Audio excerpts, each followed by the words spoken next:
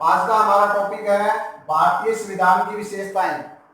तो भारतीय संविधान की विशेषताओं से रिलेटेड अभी तक 5 वीडियो हम कर चुके हैं और 11 विशेषताओं को पढ़ चुके हैं। आज भारतीय संविधान की विशेषताओं से रिलेटेड ये लास्ट वीडियो है। कल फिर हम एक नया टॉपिक शुरू करेंगे। तो शेष बची विशेषताओं में पहली है वयस्क मताधिकार। वयस्क मताधिकार का अर्थ है कि जिस भारतीय नागरिक ने अपनी आयु 18 वर्ष पूरी कर ली हो उसको मतदान करने का अधिकार है। लोकसभा के चुनाव है उसमें वो मतदान करेगा, विधानसभा के चुनाव में मतदान करेगा और स्थानीय निकाय में अगर वो शहरी क्षेत्र में है तो नगर पालिका, नगर निगम, नगर परिषद जो भी है उसके अंतर्गत चुनाव में भाग लेगा और अगर वो पंचायती राज के अधीन आता है तो ग्राम पंचायत के चुनाव में उसको मतदान करने का अधिकार होगा।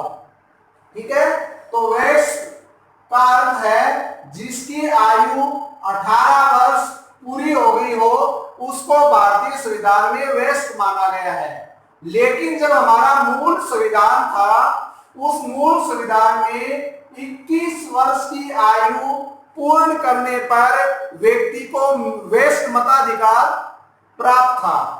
लेकिन 1988 में राजीव गांधी सरकार में थे तो 20 दिसंबर 1988 को एक संविधान संशोधन किया गया और वो संविधान संशोधन था 62वें क्रम का।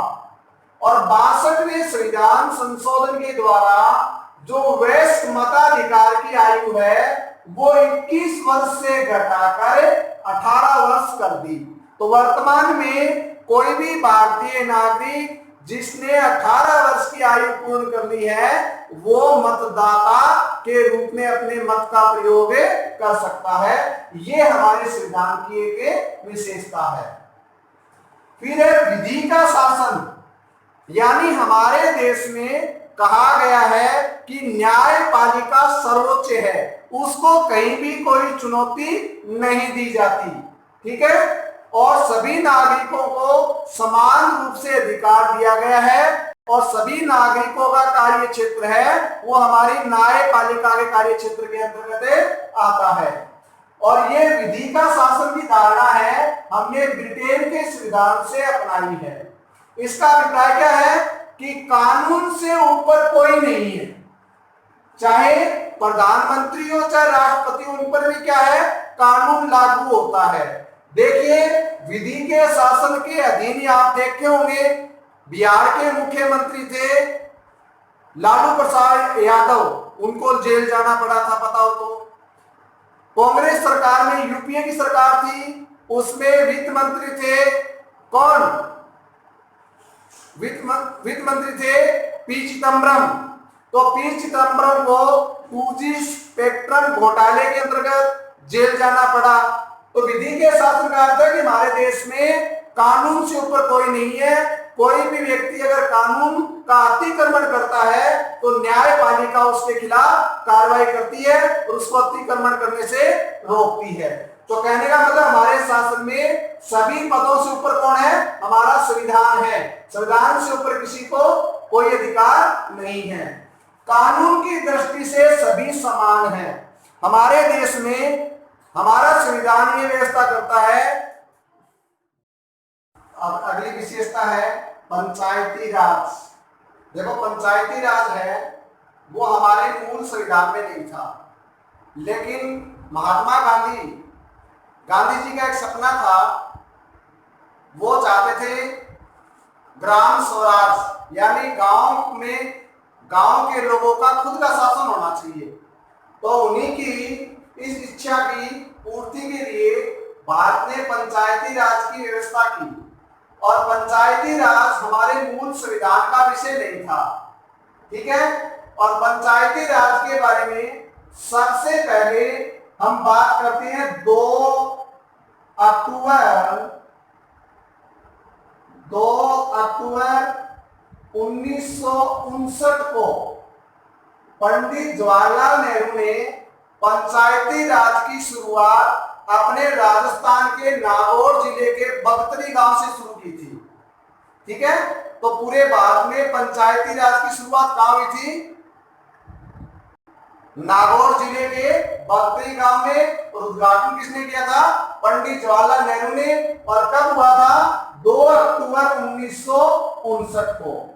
लेकिन ये केवल नागौर जिले तक ही नहीं रहा, पूरे भारत में पंचायती राज को एक स्वरूप प्रदान करने के लिए 1992 में 73वां संविधान संशोधन हुआ। और 73वें संविधान संशोधन को लागू करके पंचायती राज को संवैधानिक दर्जा दिया गया। यानी ये पंचायती राज है हमारे संविधान का एक भाग बन गया, संविधान की विशेषता के रूप में जाने लगा। और पंचायती राज की व्यवस्था है वो हमारे संविधान में त्रिस्तरीय पंचायती राज है। नीचे सबसे पहले ग्राम पंचायत होती है जो गांव स्तर पर होती है, फिर ब्लॉक स्तर पर पंचायत समिति होती है, फिर जिला स्तर पर जिला परिषद होती है। इस प्रकार पंचायती राज की त्रिस्तरीय व्यवस्था हमारे संविधान में की गई। कब से? 1992 के 73वें संविधान संशोधन के द्वारा। और 1992 में ही एक संविधान संशोधन और हुआ, वो था 74वें क्रम का संविधान संशोधन। और इस अनुसार संविधान संशोधन में जो शहरी और नगरीय क्षेत्र है उनके लिए स्वायत्त शासी संस्थाएं, जिस प्रकार नगर पालिका, नगर निगम, ठीक है, नगर परिषद, ये त्रिस्तरीय व्यवस्था की गई थी। तो 73वां संविधान संशोधन और पंचायती राज से संबंधित है, और 74वां संविधान संशोधन है वो नगरीय या शहरी क्षेत्रों के स्थानीय संस्थाओं का वैधानिक दर्जा दिया गया था। ठीक है, तो ये परीक्षा की दृष्टि से इंपॉर्टेंट है दोनों संविधान संशोधन। अब है समाजवादी राज्य की स्थापना। अब समाजवादी राज्य क्या होता है? समाजवाद के अंदर होता है, इसका मुख्य उद्देश्य होता है लोक कल्याणकारी भावना। यानी सरकार का ये दायित्व है कि वो आम जनता के कल्याण हेतु कार्य करे, यही समाजवादी व्यवस्था कहलाती है।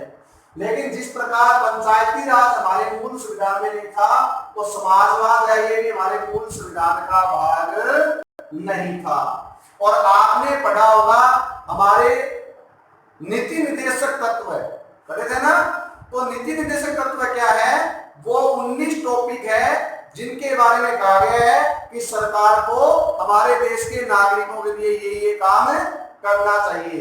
तो वो 19 तत्व कौन कौन से हैं उसको अलग एक सेपरेट वीडियो बनाऊंगा मैं, उसमें पढ़ेंगे। मूल संविधान में नीति निर्देशक तत्व 16 थे, बाद में 3 और शामिल कर दिए गए। तो नीति निर्देशक तत्व है ना, वो क्या है? हमारे समाजवादी ढांचे को ही प्रकट करता है। लेकिन केवल ये नीति निर्देशक तत्व ही पूर्ण समाजवाद को प्रकट नहीं करता। इसलिए 42वां संविधान संशोधन आया 1976 को। और ये संविधान संशोधन इतना इंपॉर्टेंट है, इसको भारत का मिनी संविधान भी कहा जाता है। किसको? 42वें संविधान संशोधन को भारत का मिनी संविधान कहते हैं। क्यों? क्योंकि संविधान संशोधन के द्वारा बहुत कुछ परिवर्तन किया गया था, बहुत सारे संशोधन हुए थे।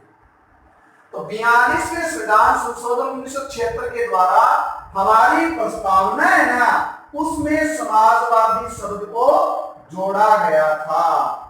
ठीक है, तो आपको पता है प्रस्तावना में आज तक केवल एक ही संशोधन हुआ है, और वो कब हुआ था?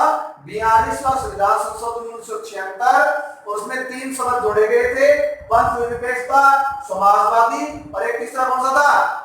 वो 3 शब्द है इसमें जोड़े गए थे। और हमारे संविधान में समाजवादी शब्द को शामिल करते हुए हमारे संविधान की विशेषता बन गई समाजवादी राज्य की स्थापना। ठीक है, तो ये भारतीय संविधान की विशेषताएं हैं। वो सारा टॉपिक पूरा होगा। अब नए टॉपिक को कल फिर स्टार्ट करेंगे। तो आप इस वीडियो को लाइक और सब्सक्राइब जरूर कर दें, और अपने फ्रेंड्स हैं ज्यादा से ज्यादा लोगों को शेयर करें, ताकि इस वीडियो का ज्यादा से ज्यादा लोगों को फायदा पहुंचे। धन्यवाद।